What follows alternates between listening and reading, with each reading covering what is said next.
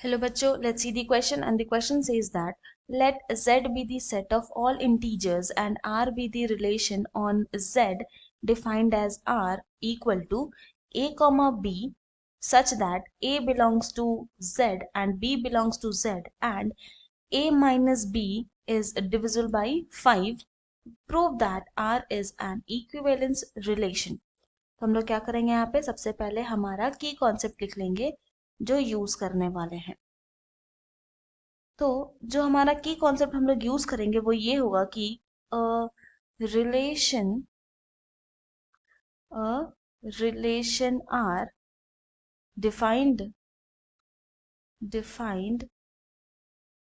On a set A is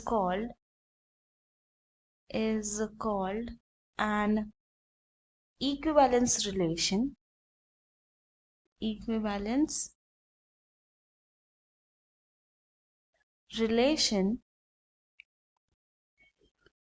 if R satisfies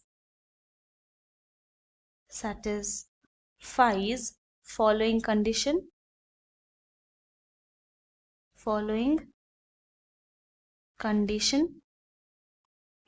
First one is reflexive,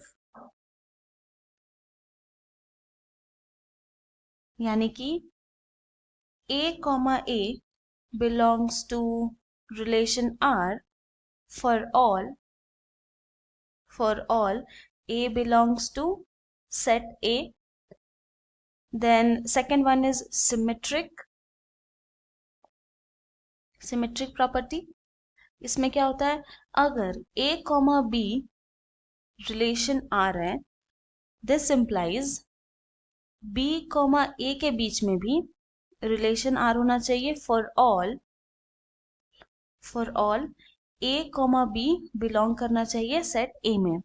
and third property है transitive property and इस property के according अगर a comma b के बीच में relation R है, यानी कि a comma b belongs to relation R and b comma c belongs to relation R, this implies a comma c के बीच में भी relation R होगा for all a b c belong करना चाहिए सेट A में। तो इसके कॉन्सेप्ट का यूज करके हम अपने क्वेश्चन को सॉल्व करेंगे। नाउ हमें यहाँ पे क्या गिवन है, R is equal to a comma b such that a and b दोनों ही इंटीजर है एंड a माइनस b यानी कि इनका जो डिफरेंस है a एंड b का इज डिविजिबल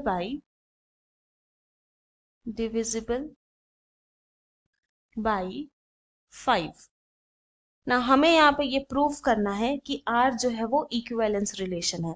तो क्या करेंगे, अपने की कॉन्सेप्ट के अकॉर्डिंग सबसे पहले हम लोग चेक करेंगे रिफ्लेक्सिव, फर्स्ट वन वाला। तो नाउ ये a माइनस ए और ए का जो डिफरेंस है वो क्या होगा, वो 0 होगा एंड ये जो 0 है is divisible by 5, divisible by 5 से डिविजिबल है। देयरफॉर हम लोग क्या बोल सकते हैं कि ए के बीच में रिलेशन है फॉर ऑल ए बिलोंग करे आर में। नाउ तो हेंस हम लोग यहाँ प्रूफ कर दिए कि R इज रिफ्लेक्सिव। नाउ अब हम लोग यहाँ पे चेक करेंगे कि क्या R जो है वो सिमेट्रिक है। तो लेट कंसिडर कर लेते हैं कि ये जो A एंड B है वो बिलोंग कर रहा है इंटीजर में, तो विच इम्प्लाइज कि इन दोनों के बीच का जो डिफरेंस होगा यानी कि A minus B is divisible by 5।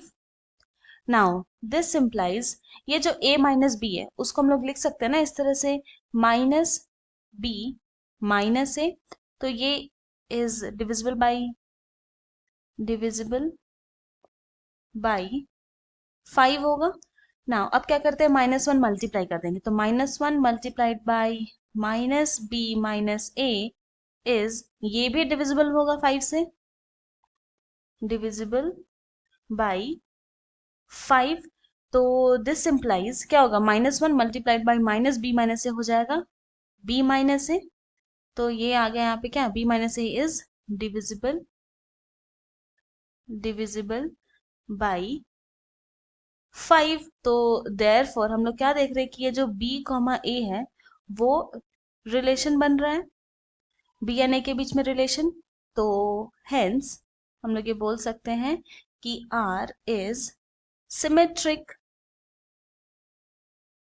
Now अब हम लोग क्या करते हैं, थर्ड प्रॉपर्टी टेस्ट करते हैं, यानी कि चेक करते हैं कि क्या R ट्रांजिटिव है।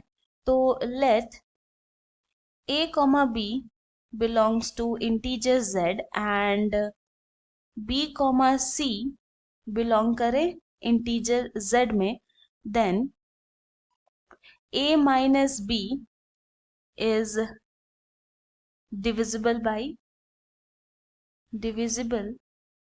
by 5 होगा, and b minus c is divisible by 5 होगा, divisible by 5। Now since a minus b जो है वो डिविजिबल बाई 5 है एंड b माइनस c जो है वो भी डिविजिबल बाई 5 है, तो दोनों का जो सम करेंगे वो भी तो डिविजिबल बाई 5 होगा, यानी कि a minus b, this implies a minus b plus b minus c is divisible by 5 होगा, divisible by 5। तो यहाँ पे क्या देख रहे हैं, minus B plus B cancel हो गया, तो क्या बचा हमारे पास a माइनस सी। अब a माइनस सी आया तो ये क्या हो गया, ये डिविजिबल बाई 5। तो हम लोग क्या देख रहे हैं यहाँ पे कि a, c belongs to r आया, यानी कि hence और we can say therefore r is transitive। r transitive भी हो गया, मतलब r रिफ्लेक्सिव है, r सिमेट्रिक है एंड r ट्रांजिटिव भी है। तो हेंस हम लोग ये बोल सकते हैं कि r is an equivalence relation. यही हमें फाइंड आउट करना था, ये हमारा फाइनल सोल्यूशन है। I hope you have understood it well. Thank you and best of luck.